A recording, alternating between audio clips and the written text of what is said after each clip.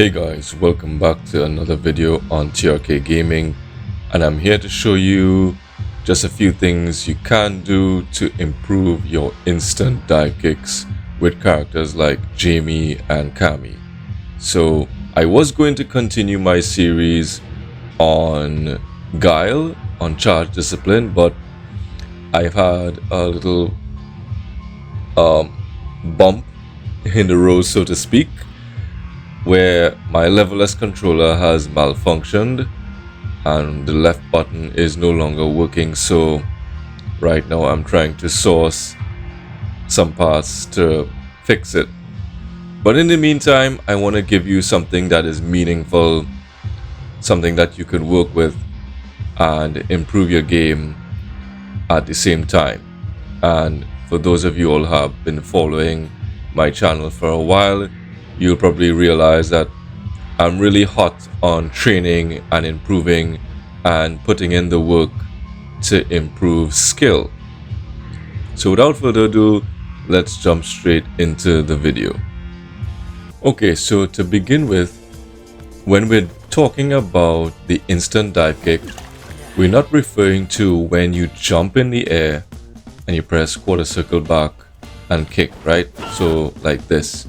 This is not what we're talking about, because this is pretty simple and quite easy to execute.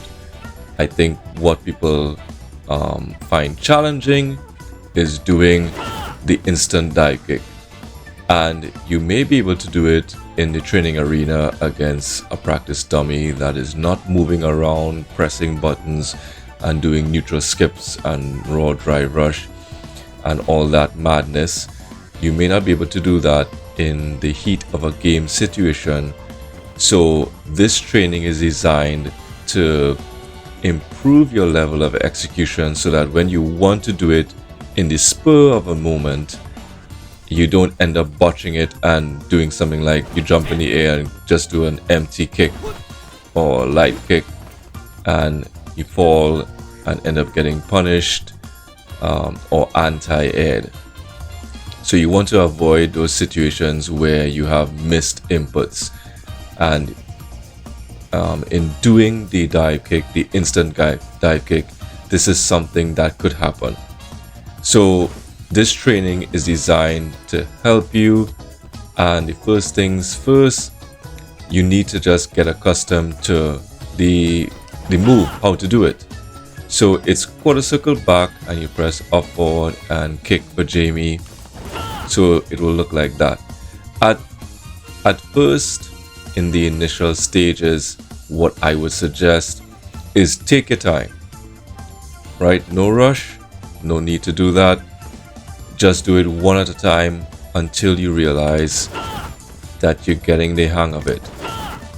So you may do one, stop, pause, recollect yourself, do another one and stop. Don't try to do the advanced training that you see people doing, where they're doing one after the other. Leave that for later. For now, you're just trying to get accustomed to what the movement on a joystick or a controller or a levelless pad, what that feels like. And until you get acquainted, then you can move on to something that is a little more challenging. And don't forget, the most important thing is to practice on both sides. The reason for this is that you might be able to do it much easier on one side, and you will say, okay, well, I'm weak on this side, and now you could prioritize your training to do double the amount on your weak side. So you might have done 5 on this side, pretty good, not so good on the other side, so you just do 10 instead and work on your weak side a little more. So once you get the hang of it, what I would suggest after is trying to do 5 in a row, basically as quick as possible, using the light button, the medium button and the heavy button. So there's a different feel for when you use the heavy button as opposed to the medium and the light. And you would sense it in your controller or your pad or your joystick, right? So that's the first thing that you need to do. I would suggest you keep the computer at full distance. Sometimes when you're using the medium kick and the heavy kick, you will hit the character, so I would put them on block all on the block settings, the dummy settings. And what that would do is on the last 2 hits, it'll teach you how to know when you're in block stun, when the opponent is in block stun, and it will change your timing slightly. So you'll see what I'm talking about. But for now, try to do like 5 in a row using one button, like the light button. So you see how I did 4 in a row, and the last one I botched it. So that means you start all over.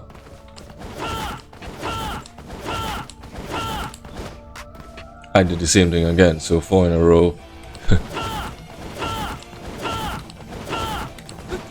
4 seems to be the magic number.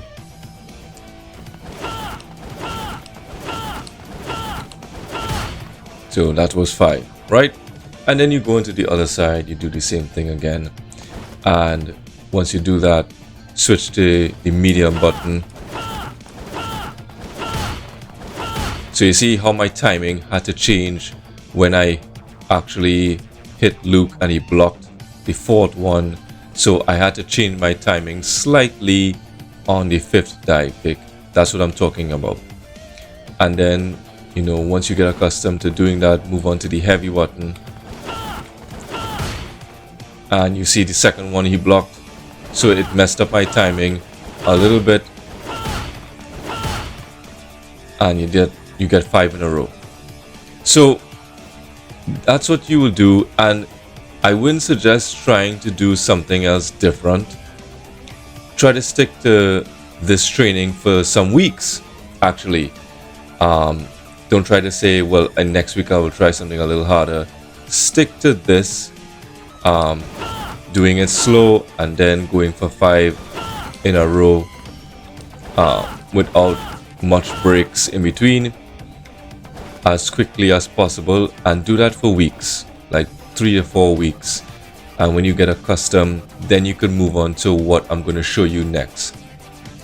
So that is basically the execution of your dive kick. But in a real match, you will be pressing buttons, trying to poke your opponent. And with Jamie specifically, he's more of a spacing trap type character. Spacing trap character. And this is why we put the computer on block all, and on the block reversal we have him doing some crouching medium kicks with a delay of 5 frames. You can switch it on, and let's just say you poke and you do a dive kick right after. So you're getting accustomed to pressing buttons and then doing your dive kick right after. Right, so you see how I missed? That's what you want to avoid. Oh, actually, I keep forgetting that Jamie needs to take a drink to be able to do a dive kick.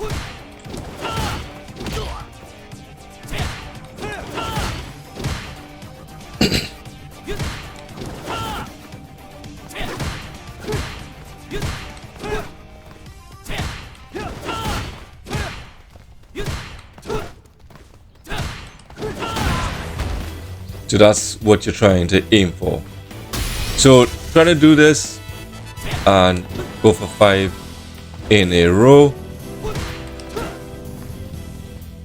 Oh, yet again, I keep forgetting.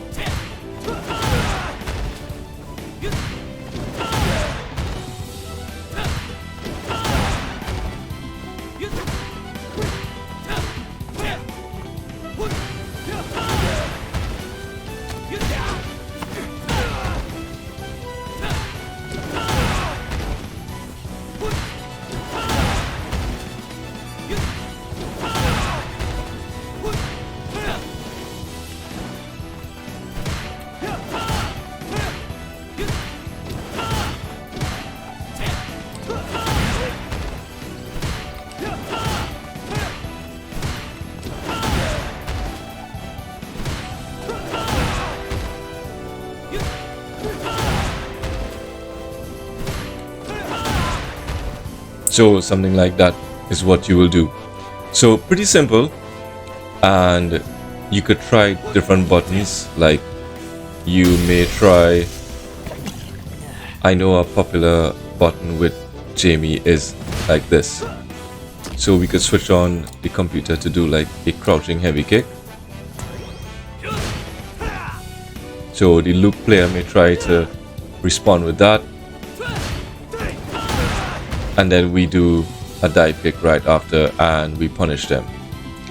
And you could even practice doing combos to get an additional drink, because if you do an EX dive kick with Jamie, you can get the sweep kick with the drink. So you can do something like this. I missed it.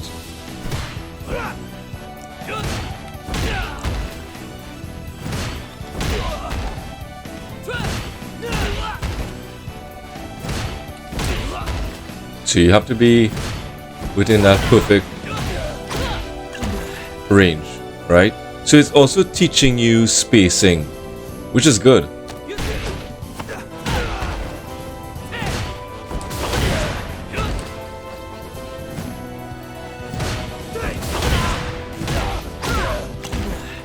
So something like that.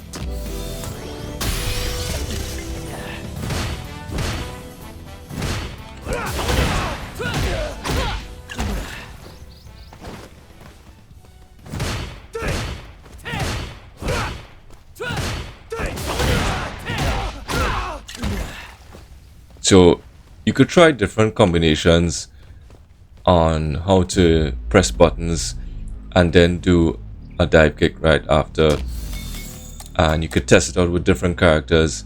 Like say for example, heavy punch with him, you could do something like, you know, crouching medium kick and then do that right after, and set it to like a delay of 5 frames, because if it's immediate, you might get hit.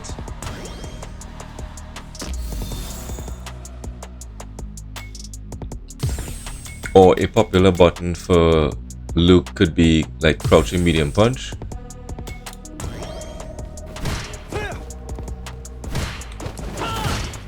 But it's pretty fast, so it's not easy to punish. So I'll say stick to the heavy punch. Right, so you see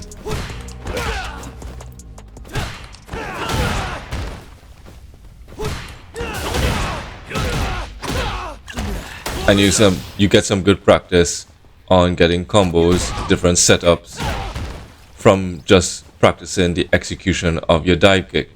So that's pretty much like what you can do to improve the execution of this move, so that when you actually go into the heat of battle, you're not whiffing it or misinputting the dive kick.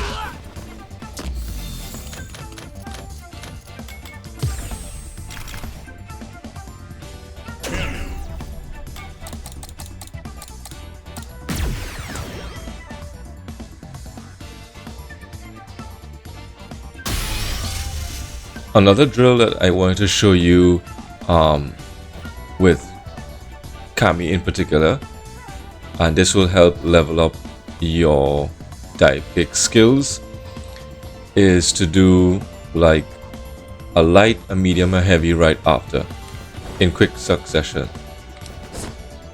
So it will look something like this, if I could get it.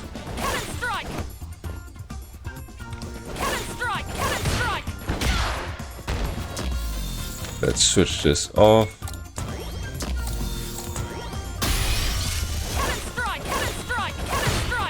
So That's what it will look like.